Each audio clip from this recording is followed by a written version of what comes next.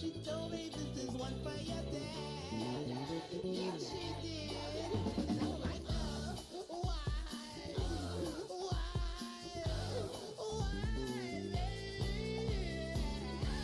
I love you. I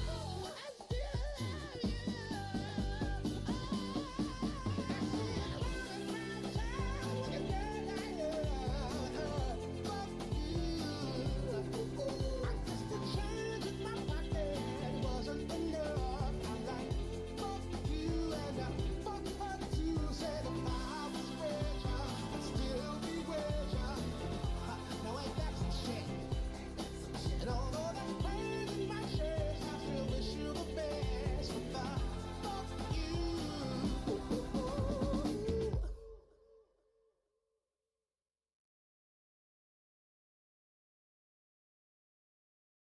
True Facts is not appropriate for children or adults who don't act like children. Here in the coral reef, among these beautiful ocean plants, there hides a sea worm. Wait, what? The brightly colored things are the worms? Okay, still beautiful, but now I feel like vomiting. It's kind of like love. Imagine if one lived in your nostril. You'd be the fanciest lad at the party. These creatures are in the class Polychaeta. They are referred to as Christmas tree worms or Spirobranchus giganteus. Given the fact that they are on average 1.5 inches, I'd say that's a bit of hubris. If 1.5 inches is giganteus, trust me, I'll be referring to a part of myself as very giganteus from now on. Don't be a perv, I'm talking about my pinky. Pinky is what I call my penis. Who's the perv now? Oh, still me. Most of the worm is buried in the coral, and these little pom-poms are kind of like mustaches. Two highly modified structures just above the mouth are composed of feathery radioles. The radioles are covered in cilia. These worms are filter feeders, and they use their cilia to sort out the crap that floats by, transporting building materials and edible bits back to the mouth. To understand this, imagine a bunch of Williamsburg hipsters that fell into a ball pit up to their mustaches and had to use them to capture kale chip crumbs in quinoa. That is how the Christmas tree worm do. In addition to food, these worms collect and process sand grains in a special gland and then secrete a calcareous tube around their bodies in a process known as biomineralization. It's rough living inside of a coral. You can chafe your timmies in there without a tube. To top off their little hiding Hello, everybody. they form a little round door that can shut them in, called an operculum. See? It looks like they're wearing little tiny hats. Another polychaete, the feather duster worm, also lives in a tube. Here is what one looks like naked, which might be why it lives in a tube. It could learn a thing or two from the peanut worm, which is very comfortable with its body. This tube, however, is made of a parchment-like mixture of mucus, protein, and sand. This is underwater construction, so we're talking about real deal mucus. Not that snail trail. Let's see what we can do. Forearm when you have a cold and no one's watching. Oh, this is oddly satisfying to watch. Like a phallic screensaver. It feels like something I should be ashamed of enjoying. Put 4 hours of this on instead of the Yule log video and see what Grandma says. Like most polychaetes, the feather duster has eyes and eye spots on its ferny things. There, you see them? Neither do I. But these eyes help it sense danger, so it can retract back into its single pant leg of snotty chinos. Sorry, I have to watch that again. It's like a toilet flush. If you want to see tube building in action, though, the polychaete sand mason worm is good at it, the tube building. It has a face full of tentacles, which can transport whatever building... Let's have a look at the matchmaker. Sand grains, bits of shell, and all this it binds together with its own secretions. Look, it makes a tiny little tree with branches where it can rest its tentacles. No, absolutely not. That is an acorn worm, and we are not talking about the acorn worm. Most polychaetes, however, are more mobile. Polychaeta translates roughly to many hairs. Each segment of the worm has paddle-like parapodia from which chaeta emerge. In tube dwellers, these Kita are fleshy and help the worm hold on inside the tube, allowing them to emerge or retract. But other polychaetes like these use them to move around freely. The fireworm is bristly. It has bundles of hardened barbed Kita made of calcium carbonate, which act as little feet and also as a line of defense. These little guys hurt like a Marvin Hagler if you pick them up. This defense is useful when you don't have a tube to hide in, because it's hard out there for a soft worm. There are dangers lurking, like this ferocious-looking fish, or this anemone, which, to be fair, the worm just walked right into. It does look fun. There are also other families of worms that feed on polychaetes, like the ribbon worm Nemertea, which extends a proboscis from an opening right above its mouth, like a retractable nose tongue that can cover prey with sticky toxic secretions before the feeding begins. This is some serious X-Men shit. I mean, not implying that X-Men shit like this, or any differently than we do. I'm not sure. I mean, that might be a level 1 kind of power that you just don't hear about, but no judgment. In any case, polychaetes aren't just about the D. What? Oh, really? I didn't know that. I meant defense. The ragworm can turn its pharynx inside out to expose jaws and teeth made of an extremely hard, lightweight material. Nope, I told you, we're not doing that. Bobbit worm, however, is on a different level entirely. Bobbit worm don't need no friggin' tube. Bobbit worm goes where bobbit worm damn well pleases. These are long worms, 3 feet on average and beautifully iridescent. But there's no man in an elf costume standing in a kiddie pool of hot dogs at the end of this rainbow. Or pot of gold, whatever you're into. There's only death. When a bobbit worm is hungry, it buries its long body into the sediment and waits. It can also invert its pharynx to expose what looks like a PowerPoint slide from a demon sex ed class. This frogfish, for example, is f***ed. This fish is having a good day. It won a Fortnite Battle Royale, and his crush just texted him a unicorn emoji, which means nothing to a fish, but it's still something. Bobbit worm don't give a shit. Here's one the vegetarians can appreciate. Oh, not an octopus. The name bobbit worm is said to be in reference to the 90s news sensation. Oh my god, it got out! Octopus is not having that shit. The name bobbit worm is said to be in reference to the 90s news sensation surrounding Lorena Bobbitt, and a subsequent myth that the female bobbit worm cuts the penis off the male. The male bobbit worm, however, has no penis to cut off. It is what is called a broadcast spawner. When the time is right, these worms just hang out in their little holes and let loose. It's sort of like masturbating in a tub, except everyone's in the tub. Many polychaetes do this. Here's a female Christmas tree worm doing it right above a male who is also doing it. Certainly less complicated than Tinder. Other polychaetes are a bit more extreme. These worms go through a remarkable transformation into a sexually mature epitoke. Their bodies fill with gametes, sperm or eggs, and they often develop the ability to swim. When the time is right, they gather near the surface, and in some cases their gametes literally erupt from their bodies, like silly string at a New Year's Eve party. You know when you blow up a balloon and let it go and it sort of sputterflaps all over the place? That, but you are the balloon, and instead of air you're filled with sperm. And after the party is over, you die. Other polychaetes don't love the death by orgy thing, and have a novel approach. This remarkable little polychaete, Ramacillus multicordata, has one head and many branches of its body that terminate in anuses. It's kind of a give me a kernel of corn and let's play butthole pachinko kind of worm. But here's the thing though, these little anal buds, kind of like earbuds, but it's harder to hear the music. It's muffled. These little anal buds can turn into males and females, and wait for it, can grow a little head with eyes and swimmy parts, and then break off and swim up to the surface on their own. It's like sending your genitals to the bar while you binge watch Netflix at home. Win-win. Here we witness a Pololo worm genital party in action. Strange, isn't it? But don't judge. These worms, acorn worms, they share almost 70% of our DNA. It's the 70% of us that laughs at poop jokes. Doo-doo caca. It's 70% of you.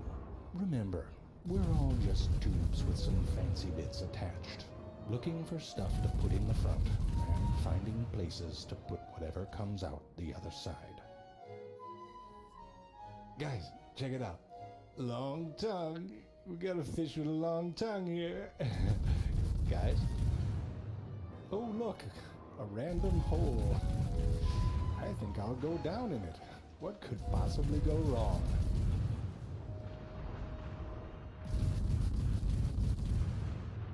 Here we will learn true facts about the anglerfish.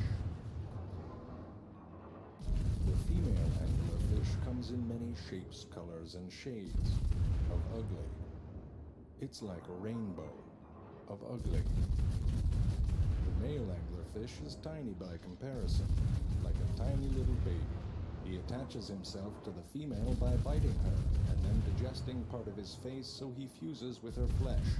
He then atrophies, losing his digestive organs, brain, heart, and eyes, and winds up nothing more than a pair of gonads, which release sperm when needed. Hey there, pretty lady. Nice gonads.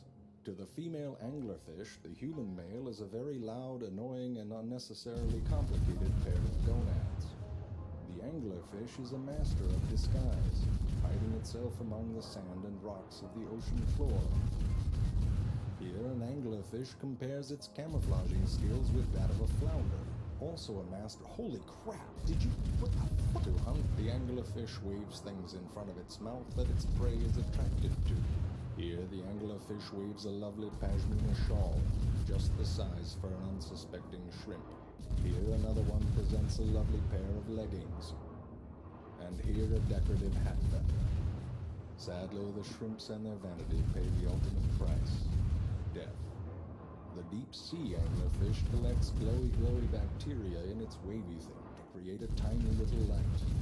Because it's dark as hell down there, and someone needs to light up that pretty lady.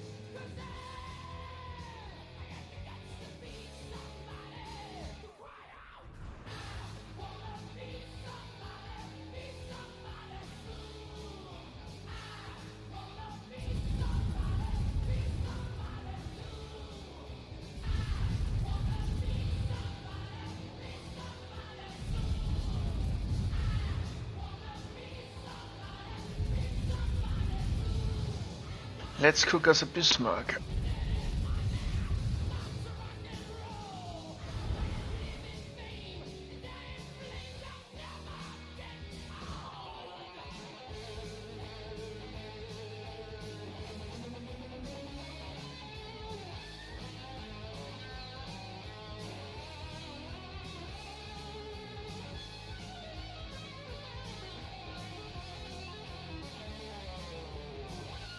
Ah, so Yamato is still 100% live.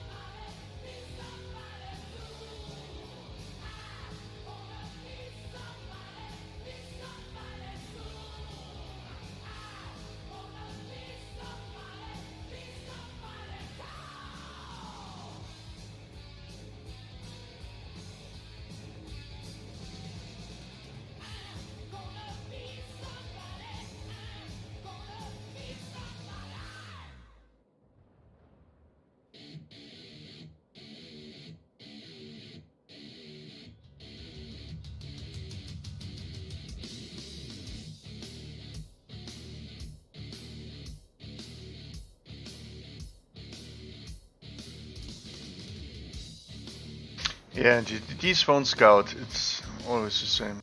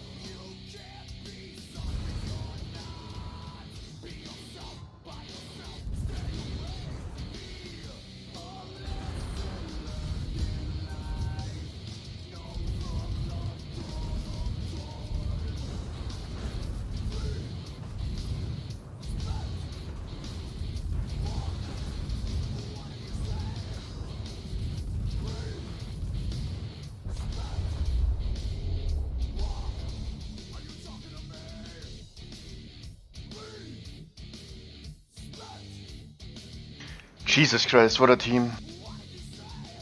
Yamato just stood there around and let himself get killed.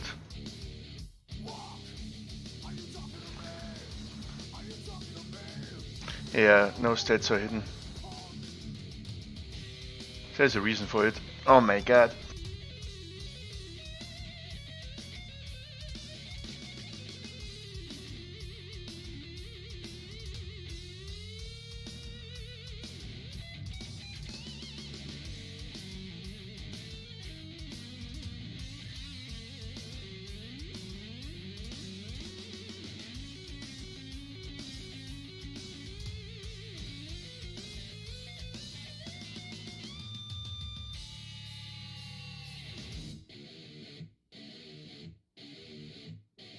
So it wasn't a good game. So it was swatable.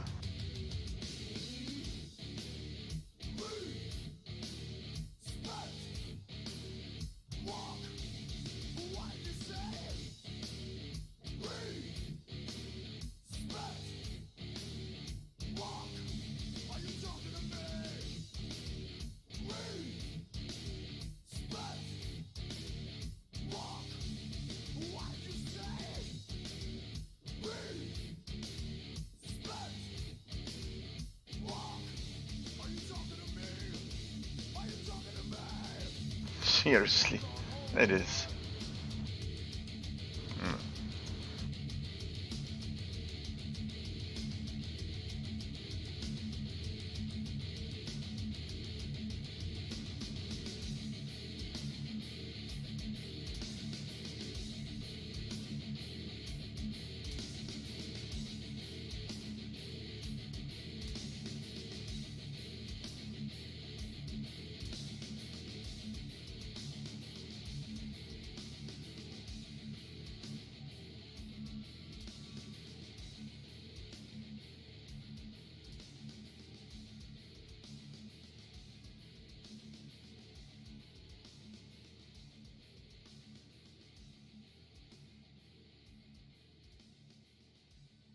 Yeah.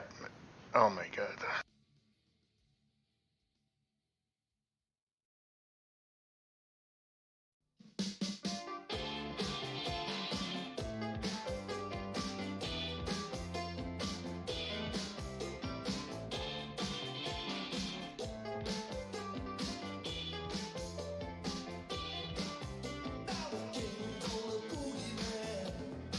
You have to let that rock and roll. The oil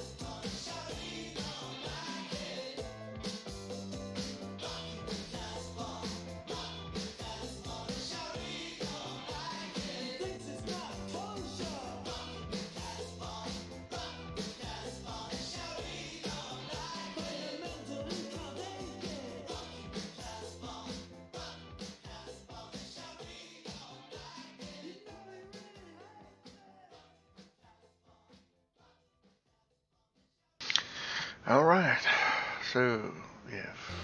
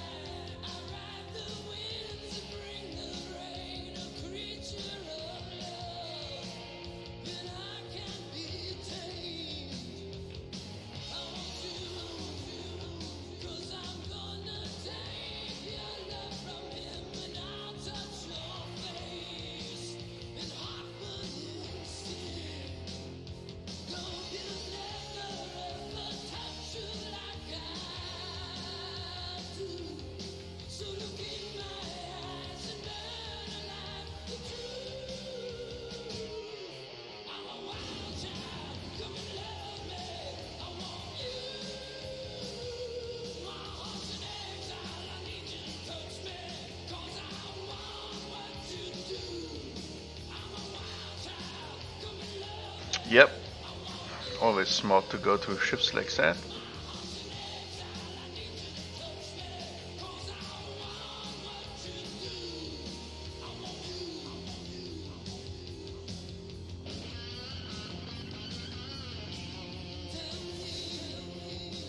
How about smoking? What the fuck are you doing?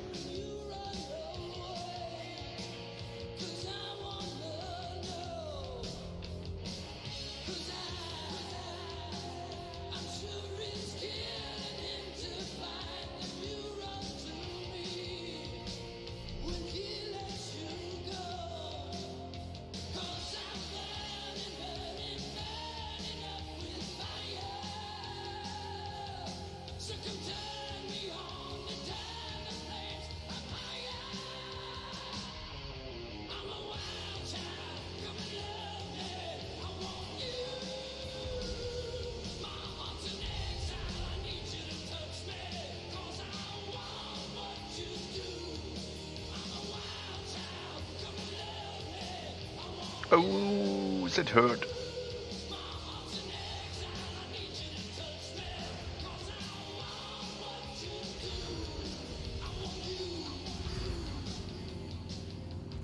Else a smart one would have been to wait until the Smolensk is.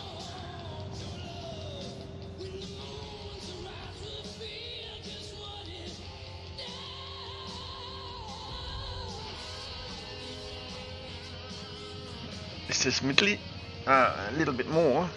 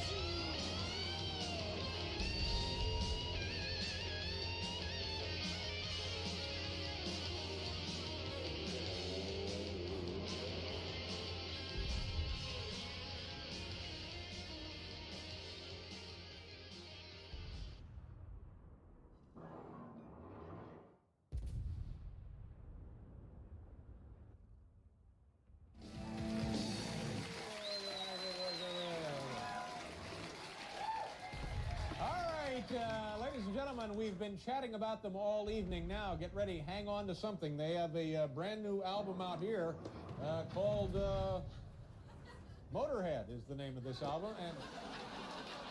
And now here they are doing Chuck Berry's Let It Rock. Ladies and gentlemen, yes, Motorhead.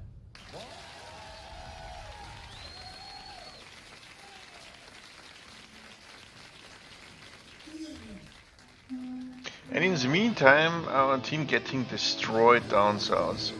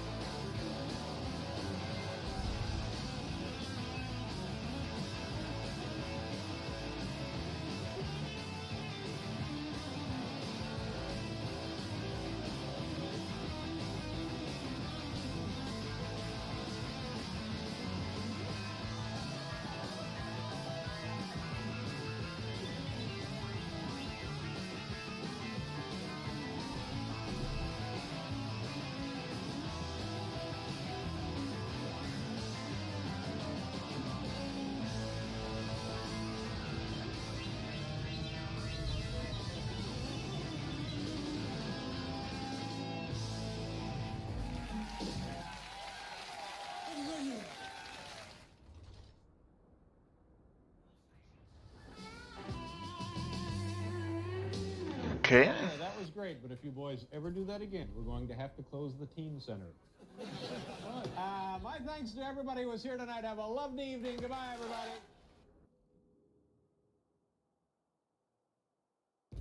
Here we will learn true facts about the seahorse. The seahorse is named so because it looks like it was made from the mold of a tiny horse. Except they ran out of clay before they got to the important parts, like the parts that help you move. Mainly propelled by a small fin on its back, the seahorse is not the strongest of swimmers, more of an aggressive floater. Oh dear Lord.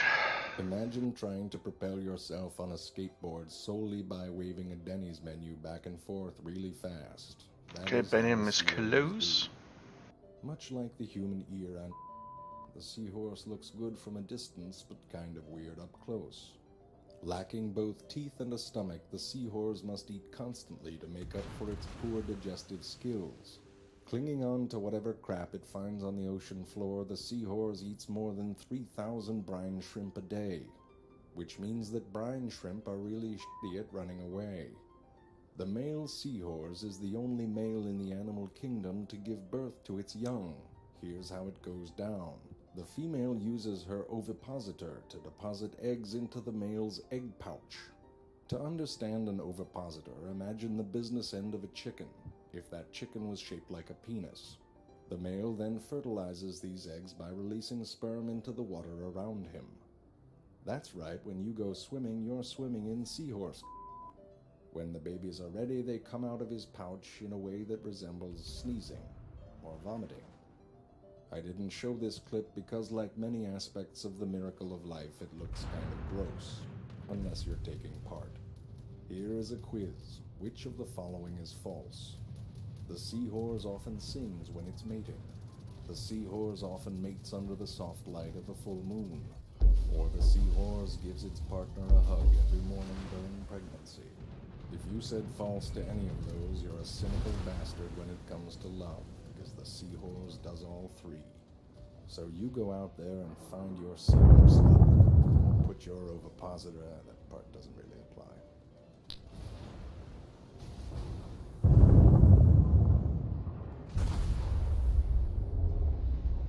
Yeah.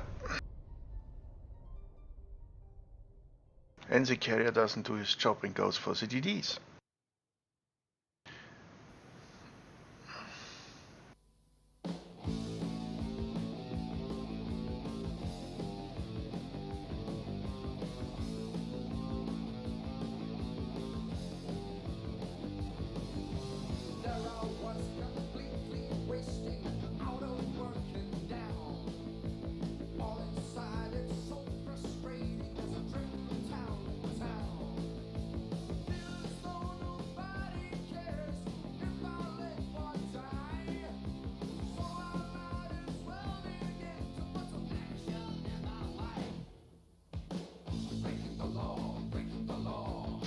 You can't teach people like that, no.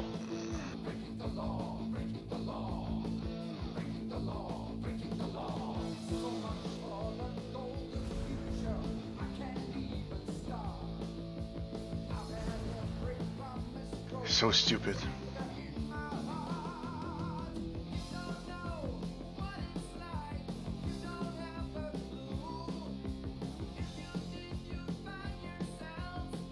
Idiot.